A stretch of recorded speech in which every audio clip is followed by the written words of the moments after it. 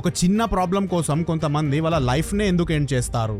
అందరు చెప్పినట్టు అది వీక్నెసా లేకపోతే బ్రెయిన్ లో జరిగే సైన్సా? ఈ ఫియర్ అండ్ స్ట్రెస్ మన బ్రెయిన్ ని ఎలా బ్లైండ్ చేస్తాయి? మెమరీ, హార్మోన్స్, సర్వైవల్ సిస్టమ్ ఇవన్నీ కలిసి మనిషిని ఎలా ఒక రాంగ్ చాయిస్ దగ్గరికి తీసుకెళ్తాయి.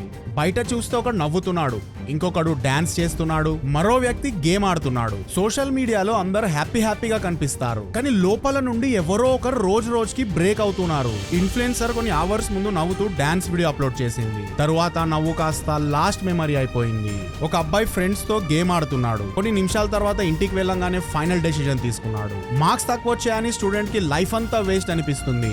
బ్రేకప్ తర్వాత ఒక వ్యక్తికి రేపటి నుండి లైఫే ఉండదు అని అనిపిస్తుంది. పొలాల్లో అప్పుల్లో మునిగిన రైతుకి ఫైనల్ గా ఒకే ఆప్షన్ కనిపిస్తుంది, ఎస్కేప్. సో ఇక్కడ అసలైన క్వశ్చన్ ఏంటంటే, బయట నుండి నార్మల్ గా కనిపించే ఒక మనిషి లోపల బాధపడుతూ ఎలా ఒక ఫైనల్ డెసిషన్ దగ్గరికి వెళ్తాడు? ఇది వీక్నెస్ కాదు, ఇది క్యారెక్టర్ ఫెయిల్యూర్ కాదు, ఇది మైండ్ లో జరిగే ఒక ప్రాసెస్. అందుకే ఎపిసోడ్ లో మనం దీన్ని గ్లోరిఫై చేయం, అలానే జడ్జ్ చేయం. మనం దీన్ని డీప్ గా అర్థం చేసుకుంటాం, ఎందుకంటే అర్థం చేసుకుంటేనే కదా కాపాడగలుగుతాం. And the big question behind all this is the science behind the final decision.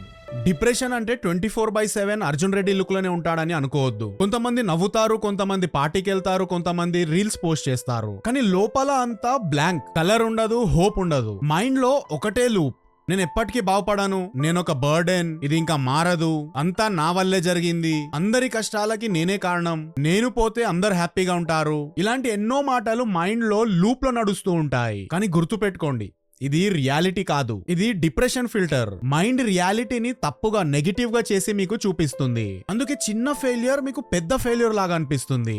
Just ఒక్క రిజెక్షన్ మీకు లైఫ్ అంతా వేస్ట్ అయిపోయినట్టు అనిపిస్తుంది. ఇలాంటి స్టేట్ లో లైఫ్ అనేది పనిష్మెంట్ లాగా అనిపిస్తుంది.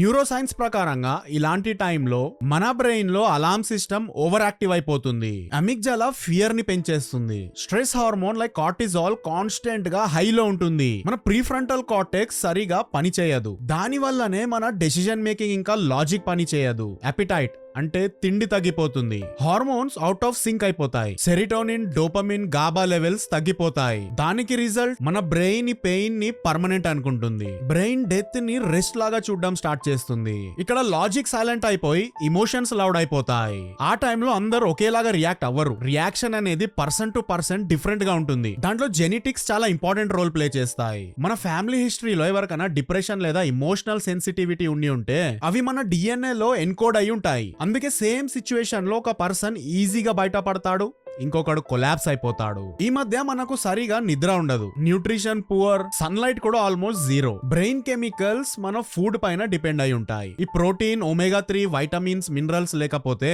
Dopamine, serotonin, GABA, oxytocin, cortisol balance break అయిపోతుంది. ఇవి సరిగా రిలీజ్ అవ్వవు. ఇంకా మనం తినే చెత్త తిండి వల్ల మనకెప్పుడు mental fog, helplessness, irritability feel అవుతూ ఉంటుంది. అందుకే మన థాట్స్ ఎక్స్ట్రీమ్ లెవెల్ కి వెళ్ళిపోతాయి. మన ఎనర్జీ ఎప్పుడు లో ఉంటుంది, మనలోని మోటివేషన్ చచ్చిపోతుంది. లాస్ట్ కి మన బ్రెయిన్ ఎస్కేప్ ని రిలీఫ్ లాగా చూస్తుంది. ఈ poor life style plus social stress plus hormonal imbalance is equal to Storm inside the mind అని గుర్తు పెట్టుకోండి. సోషల్ మీడియాలో మనం చూసే ప్రతి కంటెంట్ హైలైట్ మోడ్ లోనే కనిపిస్తాయి. వాళ్ళు ఎంత హ్యాపీగా ఉన్నారు, వాళ్ళ లైఫ్ చూడు ఎంత పర్ఫెక్ట్ గా ఉంది, వాళ్ళ బాడీ, వాళ్ళ లవ్, వాళ్ళ సక్సెస్ అన్ని పర్ఫెక్ట్ గా ఉన్నట్టు మనకు కనిపిస్తాయి. అలా కంపారిజన్స్ మనలో స్ట్రెస్ ని ట్రిగర్ చేస్తుంది. కార్టిజాల్ రైజ్ అవుతుంది. అమిగ్డాలా డేంజర్ మోడ్ లోకి వెళ్ళిపోతుంది. బ్రెయిన్ వేరే వాళ్ళ హైలైట్స్ ని చూసి మనం ఫెయిల్ అయిపోయామని ఇంటర్ప్రిట్ చేయడం స్టార్ట్ చేస్తుంది. అందుకే ఒక్క ఫ్యాక్ట్ ని మీరు యాజ్ ఇట్ ఈస్ గా చూడండి. ఎప్పటికీ నవ్వుతూ డాన్స్ చేసే పర్ఫెక్ట్ లైఫ్ ని అనుభవించే మీ ఫేవరెట్ ఇన్ఫ్లుయెన్సర్స్ లేదా సెలబ్రిటీస్ మేబీ వాళ్ళు కూడా లోపల నుండి లైఫ్ నుండి ఎస్కేప్ అవ్వాలని ప్లాన్ చేస్తున్నారేమో. మనం ఇలాంటి కేసెస్ పాస్ట్ లో ఎన్ని చూడలేదు. అందరూ బయట నుండి ఏది చూపిస్తే అదే చూస్తారు, బట్ లోపల నుండి వాళ్ళు అనుభవించే బాధని, స్ట్రెస్ ని ఎవ్వరు చూడరు. ఈ సిచ్యువేషన్ లో మీరు చేసే ప్రతి స్క్రోల్, ప్రతి లైక్, ప్రతి పోస్ట్ మీ పర్సెప్షన్ ని మ్యానిపులేట్ చేస్తుంది. మీలో లేనిపోని భయాన్ని, హోప్లెస్నెస్ ని పెంచుతుంది. ఈ ఇన్ఫ్లుయెన్సర్ హ్యాపీగా నవ్వుతూ రీల్ పోస్ట్ చేసిన కొన్ని గంటల్లోనే సూసైడ్ చేసుకుంది. హ్యాపీగా ఆడుకుంటున్న ఈ అబ్బాయి జస్ట్ కొన్ని మినిట్స్ తర్వాతనే సూసైడ్ చేసుకున్నాడు. ఈ స్టూడెంట్స్ కి మార్క్స్ తక్కువ వచ్చినాయని ప్రెషర్ లో సూసైడ్ చేసుకున్నారు. ఇంకా మన ఫార్మర్స్ వాళ్ళ పంట పండక, అప్పులు కట్టలేక, ఫినాన్షియల్ ప్రెషర్ తట్టుకోలేక లాస్ట్ కి సూసైడ్ అనే దారి ఒకటే కనిపిస్తది. ఇలా ప్రతి సంవత్సరం వేల మంది ఫార్మర్స్ సూసైడ్ చేసుకుంటున్నారు. ఇక బ్రేకప్ అని, డిప్రెషన్ అని, బుల్లింగ్ అని, డౌరీ అని, లెక్క పెట్టలేనని డైలీ బేసిస్ లో మన సొసైటీలో జరుగుతున్నాయి. ఇంకా దీంట్లో మోస్ట్ డేంజరస్ పార్ట్ ఏంటో తెలుసా? వీళ్ళందరి ఫేసెస్ నార్మల్ గా కనిపిస్తాయి. వీళ్ళని చూసి అసలు వీళ్ళు ఇలాంటి స్టెప్ కూడా తీసుకుంటారా అని మనం కలలో కూడా ఊహించుకోము. కానీ రియాలిటీలో వాళ్ళు మనకు తెలియకుండా ఒంటరిగా వాళ్ళ మైండ్ లో ఎన్నో సైలెంట్ బ్యాటిల్స్ ని ఫైట్ చేస్తూ ఉంటారు. అసలు ఎవ్వరు వాళ్ళ లైఫ్ లో ఏం ఫేస్ చేస్తున్నారు అనేది మనం అసలు చెప్పలేము. ఇంకా ఎవ్వరు ఎప్పుడు ఇలాంటి స్టెప్ తీసుకుంటారని అయితే మనం అస్సలు ఎక్స్పెక్ట్ చేయలేము. ఇంకా ఓషో ప్రకారంగా నీ పెయిన్ నువ్వు కాదు, అది నీ ఎక్స్పీరియన్స్ మాత్రమే. దాన్ని అబ్జర్వ్ చేయి. డిప్రెషన్ లో మనకి గ్యాప్ కనిపివ్వదు. నేనే నొప్పి,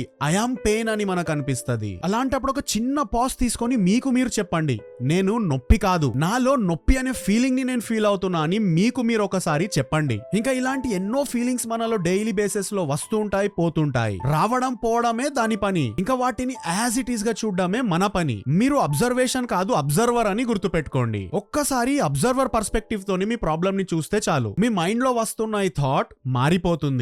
మీరు పిచ్చి పిచ్చి డెసిషన్స్ తీసుకునే ముందు, రాంగ్ స్టెప్ తీసుకునే ముందు నేను ఇప్పుడు చెప్పబోయే స్టెప్స్ ని ఒక్కసారి ఫాలో అయి చూడండి. ఖచ్చితంగా మీ పర్స్పెక్టివ్ మారిపోతుంది. Talk to someone. దీని గురించి అట్లీస్ట్ ఒక్కసారైనా ఎవరితోనైనా మాట్లాడండి. జస్ట్ ఒక్క కన్వర్సేషన్ మీ డెసిజన్ నే మార్చగలుగుతుంది. Delay the decision. అట్లీస్ట్ ఒక 24 hours అయినా మీరు మీ డెసిజన్ ని డిలే చేయగలిగితే మీ బ్రెయిన్ లోని కెమిస్ట్రీ షిఫ్ట్ అయిపోతుంది. Exercise, movement.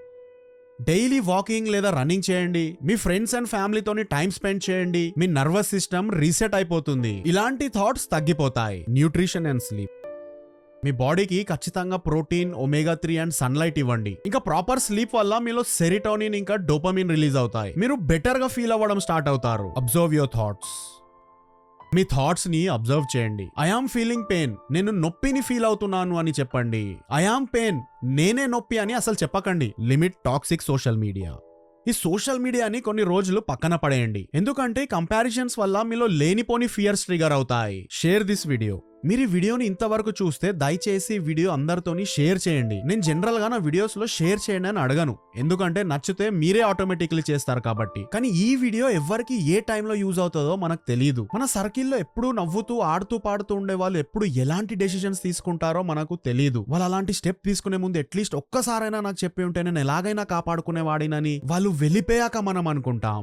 యూట్యూబ్ ప్రకారంగా ఈ టాపిక్ సెన్సిటివ్ కంటెంట్ లోకి వస్తుంది. అందుకే ఈ వర్డ్ ని మనం వీడియోలో తక్కువ యూజ్ చేశాను, ఇంకా మ్యూట్ చేశాను. ఈ యూట్యూబ్ అల్గోరిథం ఇలాంటి టాపిక్స్ ని ఎక్కువ మందికి చూపివ్వదు. అందుకే మీరు మాన్యువల్ గా ఈ వీడియోని ఎంత అయితే అంత మందితోని షేర్ చేయండి. మేబీ ఏ టైంలో ఎవరికి ఎక్కడ యూజ్ అవుతుందో మనకు తెలియదు. అట్లీస్ట్ ఈ వీడియో వల్ల మన క్రిటిక్స్ టీవీ ఫ్యామిలీ కొంతమందినైనా కాపాడగలిగితే అంతకంటే ఎక్కువ మనకి ఇంకేం కావాలి. ఇంకా మీరు కూడా ఏదైనా డిస్కస్ చేయాలనుకుంటే, మీ దగ్గర ఎవ్వరు లేరనుకుంటే, ఎలాంటి ఎక్స్పెక్టేషన్స్ లేకుండా మీకు జడ్జ్ చేయకుండా మీతో మాట్లాడే ఆ లాస్ట్ పర్సన్ నేను ఇక్కడ ఉన్నానని మాత్రం మర్చిపోకండి. మీరు కావాలంటే వీడియో కింద కమెంట్ సెక్షన్ లో డిస్కస్ చేయొచ్చు. నేను ఇంకా మన ఈ ఎంటైర్ క్రిటిక్స్ టీవీ ఫ్యామిలీ మీకు ఎప్పుడు సపోర్ట్ గా ఉంటాం. లేదా మీరు నాతోనే పర్సనల్ గా మాట్లాడాలనుకుంటే ఇన్స్టాగ్రామ్ లో మీరు నాకు మెసేజ్ చేయండి. నేను 100% మీతో మాట్లాడతాను. ఇన్ రిటర్న్ నాకు కావాల్సింది ఒకటే, మీరు బ్రతకండి, హ్యాపీగా బ్రతకండి, నవ్వుతూ బ్రతకండి. గుర్తు పెట్టుకోండి, మన లైఫ్ అనేది చాలా ప్రీషియస్. ఈ పెయిన్ అనేది టెంపరీ. కష్ట సుఖాలదేముంది, వస్తాయి పోతాయి. మీరు ఇక్కడే ఉంటారు, ఉండండి, అన్ని అనుభవించండి. ఇంకా క్రిటిక్స్ టీవీ ఫ్యామిలీ మీరు అందరి వీడియోని ఖచ్చితంగా షేర్ చేయండి. ఇలా ఎవరైనా సైలెంట్ గా ఫైట్ చేస్తున్నారని మీకు తెలిస్తే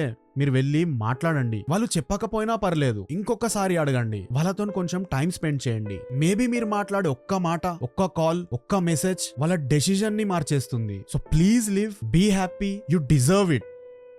ఇంకా ఈ వీడియోతోని క్వశ్చన్ ద రియాలిటీ అనే సిరీస్ ని ఎండ్ చేస్తున్నాను. మీకు నచ్చిందా ఈ సిరీస్? మీ లైఫ్ లో ఏమైనా ఇంపాక్ట్ వచ్చిందా, లేదా సీజన్ 2 కూడా కావాలా? ఇవన్నీ నాకు కమెంట్ సెక్షన్ లో చెప్పండి. నేను మళ్ళీ ఇంకో వీడియోతో మీ ముందుకు వస్తాను. Till then thanks for loving. నా పేరు కెవిన్. జై హింద్.